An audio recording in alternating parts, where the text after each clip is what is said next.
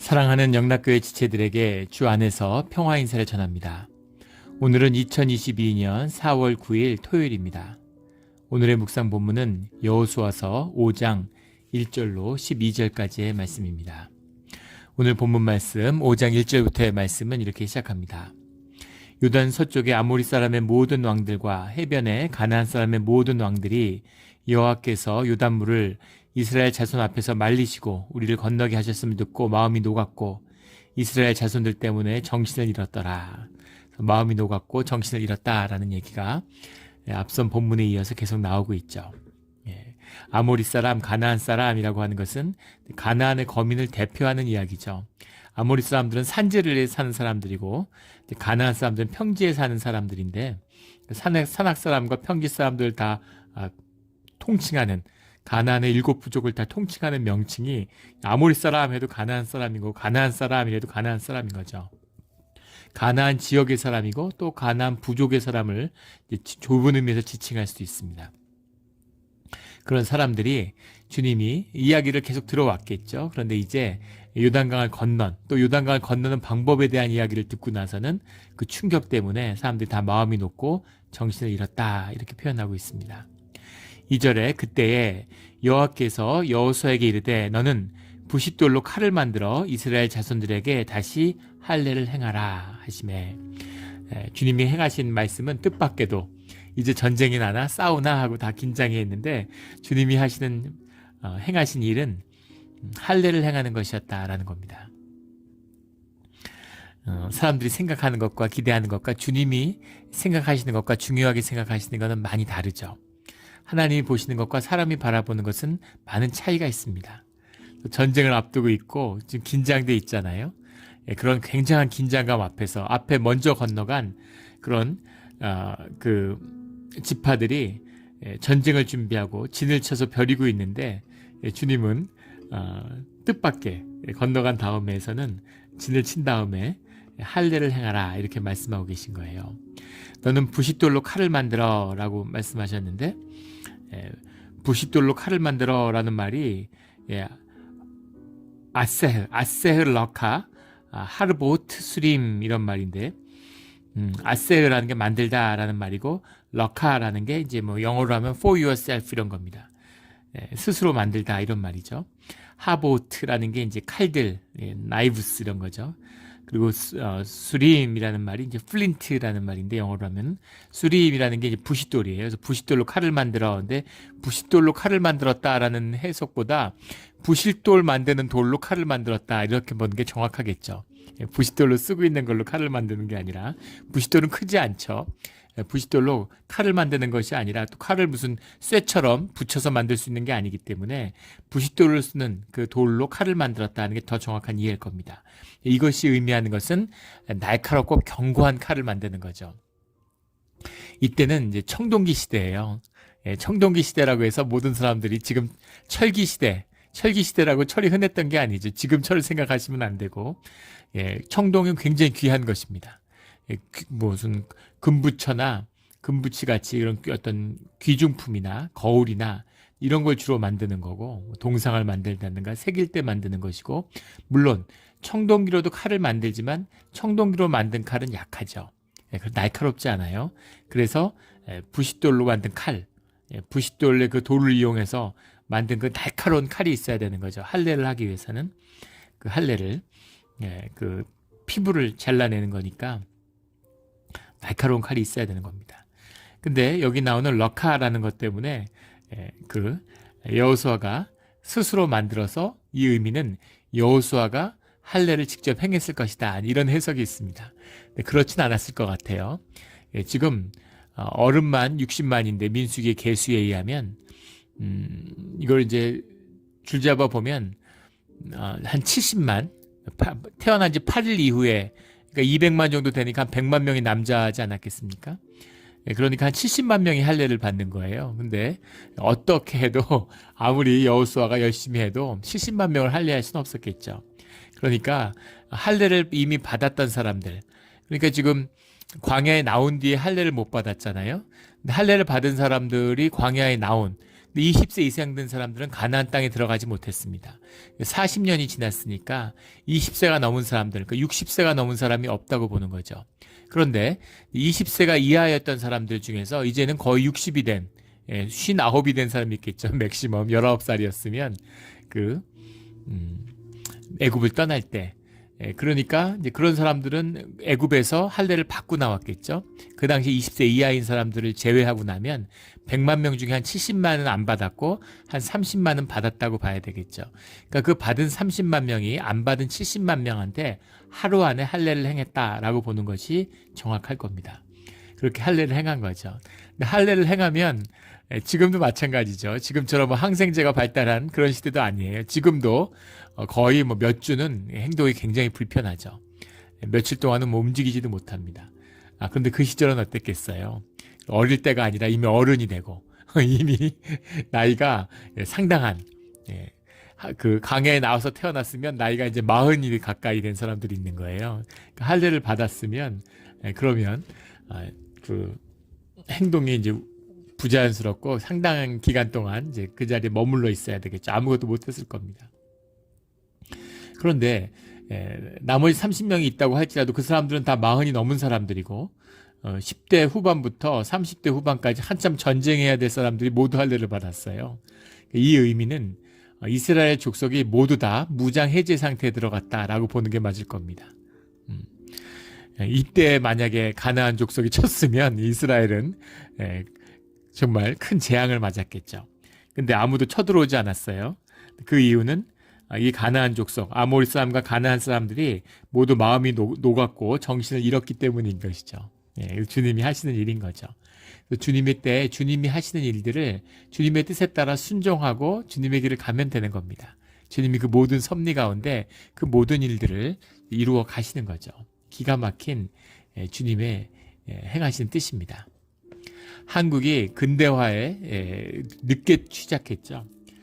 산업화에 뛰어든 게 1960년대예요.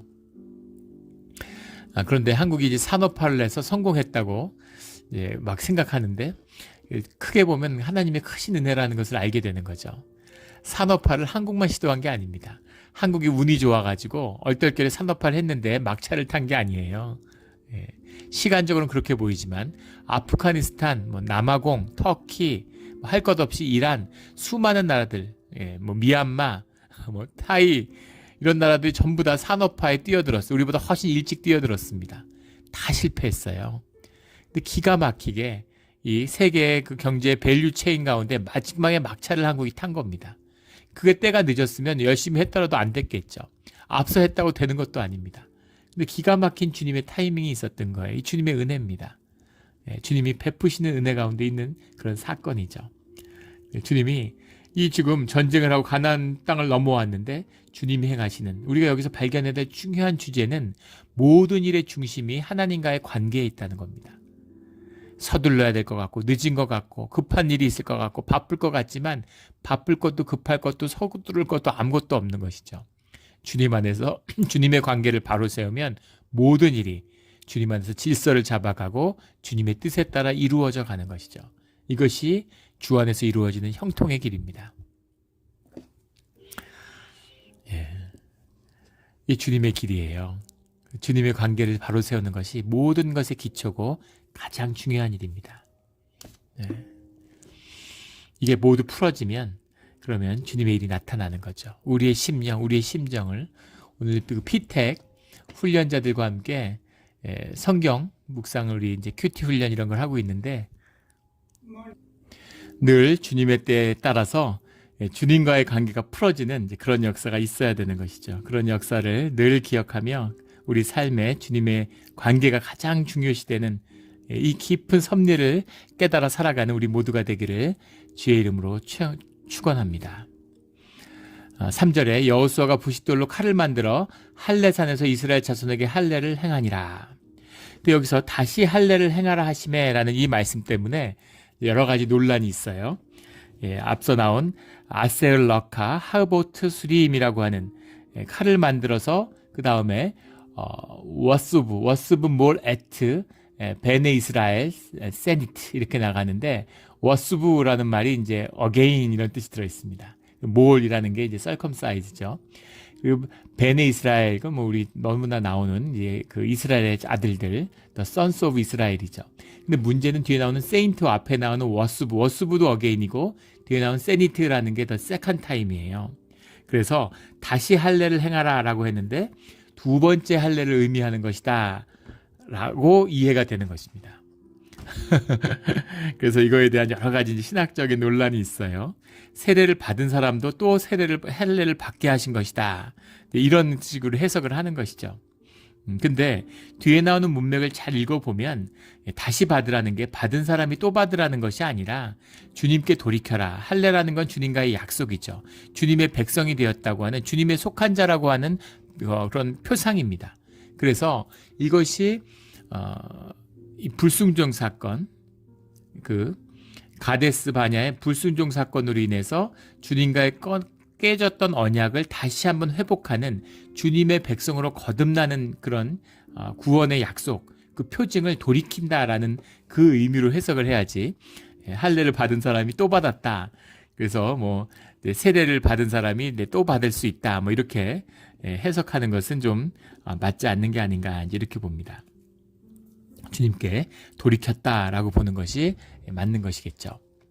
4절에 여호수아가 할례를 시행한 까닭은 이것이니 애굽에서 나온 모든 백성 중 남자 곧 모든 군사는 애굽에서 나온 후 광야길에서 죽었는데 민수기 13장부터 14장에 걸쳐서 나오고 있는 가데스 바냐에서 정찰을 나갔다가 기가 질리는 거죠. 2년 만에 요단강을 건널 수 있었는데 그때 지도자를 세워서 애굽으로 돌아가려고 하는 불순종의 사건이 일어납니다. 그것이 이후에 38년 동안 광야를 길을 걸으면서 그 당시에 20세 이상 됐던 모든 남자가 죽을 때까지 주님이 기다리셨던 거죠. 다음 세대에 그 일이 이제 일어나고 있는 겁니다. 요단강을 건너게 되는 거죠. 5절에 그 나온 백성은 다 할례를 받았으나 다만 애굽에서 나온 후 광야길에서 난 자는 할례를 받지 못하였습니다. 그래서 길에서 그 할례를 받지 못했는데 왜 할례를 받지 못했을까에 대한 또 여러 가지 해석들이 있습니다. 하나는 이런 해석이 있어요. 광야에서이기 때문에 받지 않았을 것이다. 할례라고 하는 것은 이방인들 가운데 주님의 백성이 된 표식인데 광야에서는 주님의 백성들끼리만 주님 안에서 주님의 광야의 백성들끼리만 함께하고 있기 때문에 그래서 특별히 이 할례가 필요 없었을 것이다. 이런 해석도 있습니다. 두 번째는 그 가나안 약속의 표징이 할례인데 가나안 약속의 땅을 주겠다고 하는 그 땅의 약속, 주님의 축복의 약속에 대한 표징으로서 할례를 받았다는 거. 이게 창세기 17장에 나오는 이야기죠. 그런데 가나안 땅에 대한 약속이라는 것 자체가 흔들렸기 때문에 할례가 의미가 없어졌을 것이다. 이렇게 보는 해석이 있습니다. 세 번째 해석은 굉장히 현실적인 해석인데 광야에서 계속 이동해야 되는데 그런데 할례를 받으면 어떻게 이동을 하느냐는 거죠. 그럼 여러 달 한 자리에 머물러 있었어야 되기 때문에 그래서 할례를 받지 않았을 것이다. 이런 해석이 있어요. 그런데 이 문맥을 읽어보면 정확히 이런 이유라기보다는 주님과의 약속의 불이행, 그 불순종의 사건에 대한 것 때문에 할례가 끊어졌다가 이제 다시 주님한테 회복된 백성, 이스라엘 백성으로서의 의미가 회복된 것이다 라고 보는 것이 더 정확한 또 성경의 말씀 그대로의 해석이라고 볼 수 있겠습니다. 이동이 안 됐기, 이동하는데 불편해서 안 받았다. 이거 말이 안 되는 얘기죠. 지금 요단강을 건너서 지금 앞에 가나안 족속을 눈앞에 두고서 지금 전쟁이 임박했는데 할례를 받았어요. 지금이야말로 받기에 정말 적절해 보이지 않은 시기죠. 그런데 이 요단강을 믿음으로 건넌 이때가 새로운 백성으로 거듭날 때인 것이죠. 광야에서 특별히 할 일도 없어요. 몇 주면 가로지르는 땅을 38년을 계속 맴맴 돈 겁니다. 근데 거기서 뭐 할례 받았다고 뭐가 문제가 있겠어요? 할례 받고 몇 달 쉬면 되죠. 그런 것이 결코 아니라는 것. 그 모든 할례의 중심에는 언약과 약속에 대한 순종의 뜻이 있다라는 것을 말씀 그대로 보게 되는 것이죠. 그 끊어졌던 할례가 이 요단강의 사건 이후에 주님 안에서 다시 회복되었다. 굉장히 감격적인 것입니다. 이 감격적인 그 은혜를 경험하게 되는 것이죠. 그 뜻을 그대로 성경에서 말씀하고 있어요. 6절에 이스라엘 자손들이 여호와의 음성을 청종하지 아니하므로 여호와께서 그들에게 대하여 맹세하사 그들의 조상들에게 맹세하여 우리에게 주리라고 하신 땅 곧 젖과 꿀이 흐르는 땅을 그들이 보지 못하게 하리라 하시매 애굽에서 나온 족속 곧 군사들이 다 멸절하기까지 40년 동안을 광야에서 헤매었더니 이 말씀 그대로입니다. 가네스의 불순종 사건으로 그 20세 이상 그 정벌에 책임이 있었던 모든 사람들이 그 책임을 지게 됐다라는 거죠. 그 세대가 아무도 가나안 땅을 밟지 못하고 그리고 새로운 세대가 요단강을 건너서 물론 여호수아나 갈렙처럼 그 사건 속에서도 이 요단강을 밟게 되는 건너게 되는 사람도 있었지만 주님의 말씀 그대로 불순종에 해당됐던 사람들은 그 갈렙과 여호수아만이 믿음으로 본 그대로를 주님의 뜻 가운데서 보고했죠. 그들은 요단강을 건넜지만 그렇지 않은 사람들은 모두 다 가나안 땅에 들어가지 못했던 것입니다. 주님의 약속, 주님의 복을 성취하고 받는다는 것이 얼마나 어려운 길인지를 보여주고 있는 것이죠. 주님이 약속하신 것, 주님의 권능 가운데 주님이 행하시는 거라는 점에서는 이렇게 쉬운 일이 없죠. 요단강을 건너는 것이죠. 강물을 주님이 건너게 하시고 인도해 주시고 강을 말리시고 가르시는 분이 주님이신데 그러나 그 말씀을 듣고 귀가 열려서 듣고 순종하고 그 길을 가는 자들의 순종이 있어야 되는 겁니다. 믿음으로 물이 차 흐르는 그 강 속에 발을 담그고 주님의 언약궤를 메고 믿음으로 그 안에 들어가는 자들이 있어야 되는 거예요. 물론 주님이 하신 일에 비하면 아무 일도 아닌 것처럼 보이지만 그것조차도 주님과 함께하는 우리의 믿음의 순종이 있어야 되는 겁니다. 우리에게는 주님 앞에서 작은 순종이지만 우리에게는 우리에겐 전부가 되는 그런 믿음의 순종이 있어야 되는 거죠. 우리 온전한 순종, 끝까지 순종함으로 주님의 복을 꼭 성취하는 요단강을 건너는 우리의 믿음이 되기를 주의 이름으로 축원합니다. 말씀 그대로 40년 동안 광야에서 헤맨 것이죠. 7절에 그들의 대를 잇게 하신 이 자손에게 여호수아가 할례를 행하였으니 대를 잇게 하신이라는 게 대를 잇는다라는 게 우리 흔히 쓰는 그 대를 잇는다 그러면 뭐 할아버지의 대를 아버지가 있고 아버지의 대를 자식이 잇는 그런 대를 잇는 게 아니고 헤킴, 탁탐이라는 말인데 헤킴이라는 말이 이제 레이즈고 탁탐이라는 말이 영어로 하면 instead of 뭐 이런 겁니다. 그들 대신해서 그들을 대신한 사람들을 세웠다라는 거죠. 하나님이 그 약속을 받을 사람들을 대신 세웠다라는 말입니다. 그 다음 세대 가운데 할례가 행해지는 거죠. 길에서는 그들에게 할례를 행하지 못하였으므로 할례 없는 자가 되었음이었더라. 8절에 또 그 모든 백성에게 할례 행하기를 마침에 백성이 진중 각 처소에 머물며 낫기를 기다릴 때 할례를 받았으니까 기다려야 되는 거죠. 9절에 여호와께서 여호수아에게 이르시되 내가 오늘 애굽의 수치를 너희에게서 떠나게 하였다 하셨으므로 그곳 이름을 오늘까지 길갈이라 하느니라. 길갈이라는 게 어제 나누었던 말이죠. 이제 굴린다라는 뜻, 갈라알이라는 말이 그 안에 들어있어요. 그 자체가 서클이라는 뜻도 있는데 애굽의 수치를 너희에게서 떠나게 하였다. 애굽의 수치를 너희에게 떠나게 하였다. 주님이 하신 일이죠. 그 수치를 떠나고 싶다고 떠나게 하겠다고 떠나지는 게 아니죠. 우리가 마음의 상처를 받고 무의식 속에 깊은 상처가 가로새겨진 분들이 있습니다. 근데 그것을 끊고 싶죠. 잊고 싶죠. 근데 어떻게 끊고 어떻게 잊습니까? 내 의식이 망각할 수도 있고 내 의식이 무의식에 그렇게 찍어 눌러버릴 수 있어요. 없어진 것도 아니고 사라진 것도 아니죠.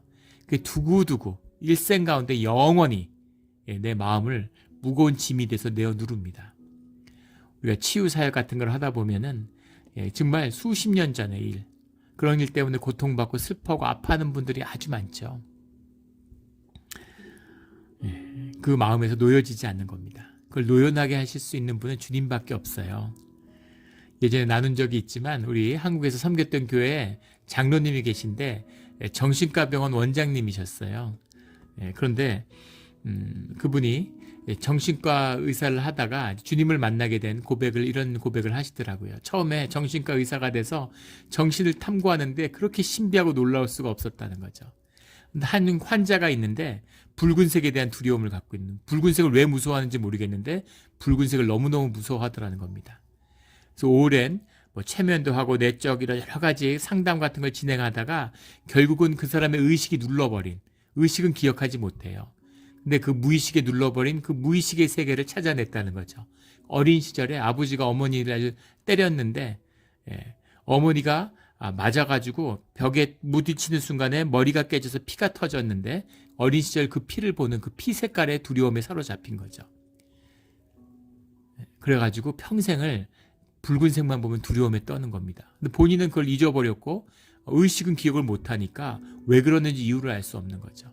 근데 그걸 찾아내는 순간 정말 몰라 말할 수 없는 경이로움을 느꼈다는 거예요. 인간 정신에 대한. 무릎을 치고 세상에 이럴 수가.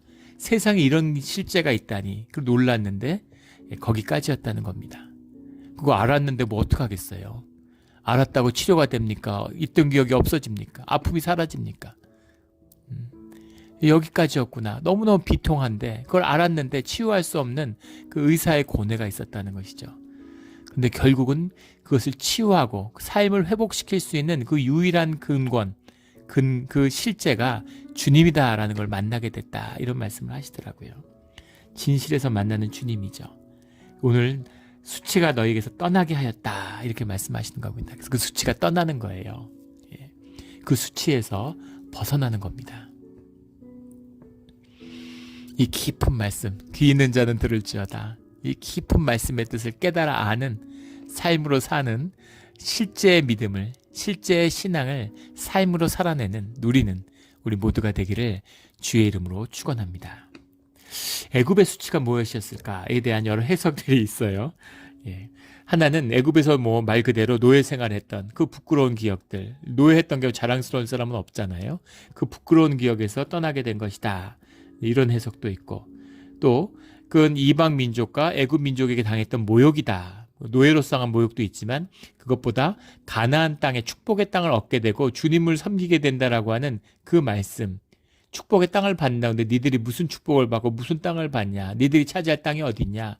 너희 같은 민족이 어디 가서 나라를 세우고 다 왕국이 다 자리 잡고 있는데 어디 가서 말도 안 되는 소리 하지 마. 이런 모욕을 당했는데 이제 실제 그 요단강을 건너서 광야를 맴맴 돌면서 가나안 축복의 땅을 받게 되고 들어갈 날이 있다고 얘기하니까 쟤네들은 뭐 하나 이런 생각이 있었겠죠. 사람들의 멸시와 모욕, 진짜 웃기는 놈들이다. 그러나 주님의 뜻과 축복의 그 땅을 밟는 이때가 왔을 때 이제 그 모든 수치와 모욕에서 떠나게 됐다라는 의미로 해석도 있습니다. 둘 다 되겠죠. 이 둘 모든 것이 다 될 겁니다. 이 모든 아픔과 굴레, 나를 묶고 있는 이 모든 굴레, 이 수치를 다 떠나게 되는 거죠. 이 수치에서 떠나는 이 비밀이 십자가에 있어요. 십자가를 만나면 내 삶의 모든 과거의 아픔과 수치와 모욕과 좌절과 절망을 다 떠나는 것입니다. 이걸 한번 만나야 되는 거죠. 이걸 위해서 이 땅에 왔습니다. 우리 고난주간으로 들어가는데 이 고난주간 가운데 주님의 십자가를 다시 만남으로 우리 오늘 할례를 받는 이스라엘의 민족처럼 길갈에서 이 길갈이 우리의 삶의 자리가 돼서 모든 수치와 모욕과 세상의 굴레에서 떠나는 이 해, 이 시간이 되기를 주의 이름으로 축원합니다. 10절에 또 이스라엘 자손들이 길갈에 진쳤고 그달 14일 저녁에는 여리고 평지에서 유월절을 지켰으며 새로운 시작, 새로운 시간, 유월절이 시작되는 거죠. 14일 저녁에 유월절이 시작되는데 우리 뭐 너무나 잘 알고 있는 것처럼 아비벌 14일 저녁에 시작되는 유월절이 15일부터 계속되는 무교절의 연속이죠. 유월절과 무교절을 구분하지 않고 그냥 유월절 하면 무교절까지 다 포함해서 유월절이라고 그렇게 씁니다. 11절에 보면 유월절 이튿날에 그 땅의 소산물을 먹되 그날에 무교병과 볶은 곡식을 먹었더라. 40년이 지났지만 첫 유월절에 그 주님이 구원하시던 약속을 다시 되새기며 새로운 출발을 하는 거죠. 주님과의 관계가 회복되고 주님의 사건을 기억함으로 주님이 그 안에서 회복됨으로 인해서 그 안에 새로운 시작이 열리는 겁니다. 주님의 비밀이죠. 12절에 또 그 땅의 소산물을 먹은 다음 날에 만나가 그쳤으니 이스라엘 사람들이 다시는 만나를 얻지 못하였고 그 해에 가나안 땅에 소출을 먹었더라. 이제 만나가 아니라 가나안 땅, 축복의 땅에 소출을 먹는 것입니다. 은혜예요. 기적이 하늘에서 주는 떡을 우리 아침 우리 큐티 나눔에서도 우리 피택자들과 그런 말씀을 나눴는데 아주 중요한 말씀이죠. 어디까지가 내 몫이고 어디까지가 주님의 몫인지 모르겠다. 이제 그런 말씀 한 질문을 하셨어요. 근데 때에 따라 다른 것이죠. 정해져 있는 것이 없습니다. 우리가 아기 때처럼 아기 땐 가만히 누워서 입만 뻐끔뻐끔하면 젖을 먹여주고 안아주고 업어주죠. 근데 생명이 자라면 우리가 스스로 먹어야 될 때도 있고 먹어올 것을 벌어야 될 때도 있고 남을 먹여야 될 때도 있고 그리고 이제는 형제나 부모를 업어야 될 때도 있습니다. 그것처럼 내 삶이 자라가면서 주님의 인도하는 방식이 달라지는 거죠. 이제까지는 만나를 먹지만 이제는 만나를 먹는 것이 아니라 가나안의 곡식을 먹는 거예요. 세상의 현상의 눈으로 보고 삶의 안일함이 중심이라면 그럼 만나가 좋아 보일 수 있겠죠. 아무 일도 않고 나가서 만나면 걷어다 먹으면 되니까. 그런데 생명을 본질에 놓고 본다면 그렇다면 가나안에서 소출이 이제서 비로소 우리가 땀 흘리고 힘들고 어렵게 얻은 곡식이지만 이 곡식이 축복의 곡식인 거죠. 더 중요한 것은 만나든 가나안의 소출이든 다 주님이 주신 것이라는 겁니다. 그래서 우리가 땀 흘려야 되고 열심히 노력해야 되고 헌신해야 되고 봉사해야 되는 기쁨이 있는 거예요. 교회에 처음으로 세가족으로 오면 얼마나 사랑받습니까? 저도 교회에 처음 나왔을 때 그 감격이 지금도 기억이 나요. 얼마나 사랑을 많이 받고 잘해주시든지. 그런데 교회 생활이 오래되면 세가족 같은 관심과 사랑을 받을 수가 없죠. 용납을 받질 못해요. 오늘도 한 분이 그런 얘기를 하셨는데 처음 교회 나올 때는 신앙에 대한 온갖 질문들, 온갖 것 질문을 다 받아주시고 다 그걸 어떻게든 납득시키고 이해하게 시켜주시려고 다 얘기를 많이 해주셨다고. 근데 이제 세월이 지나고 권사님이 되고 이러니까 마음에 그런 질문이 있어도 권사가 어떻게 이런 질문을 해 이러고 또 누구도 친절하게 그런 걸 설명해 주는 사람이 없더라는 거죠. 신앙의 질문은 중요한 것입니다. 그 진지하고 진실한 질문을 해야 되는 것이죠.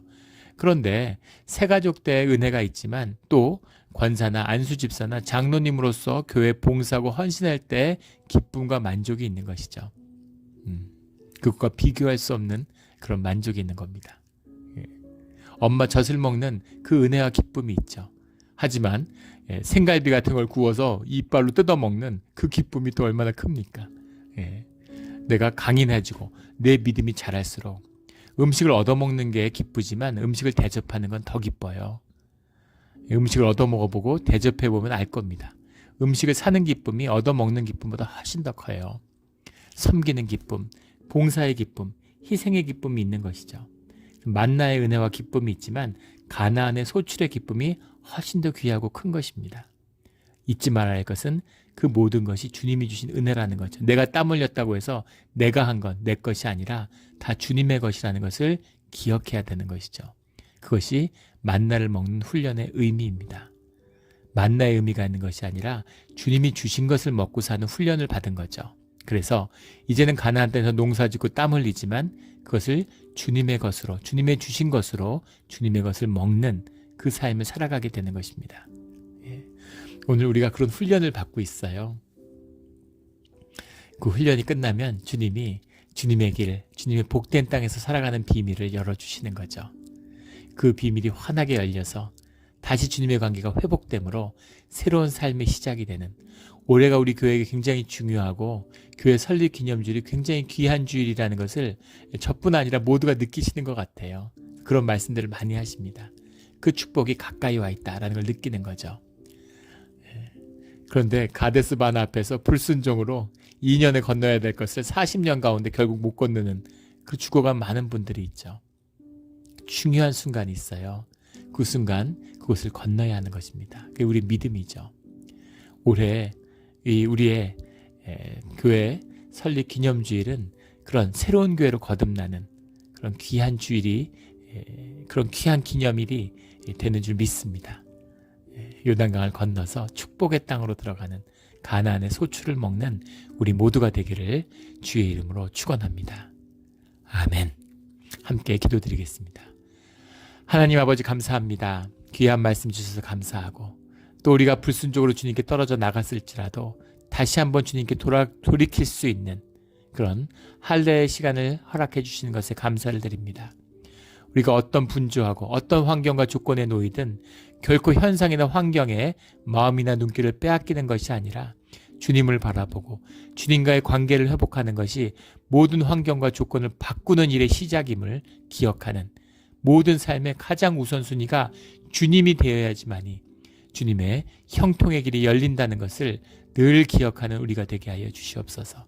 그것을 삶으로 살아 깨달아 그것이 우리 삶의 진실이 되어서 가나안의 소출을 먹는 우리 모두가 되게 하여 주시옵소서. 감사드리며 예수 그리스도의 이름으로 기도드렸습니다. 아멘.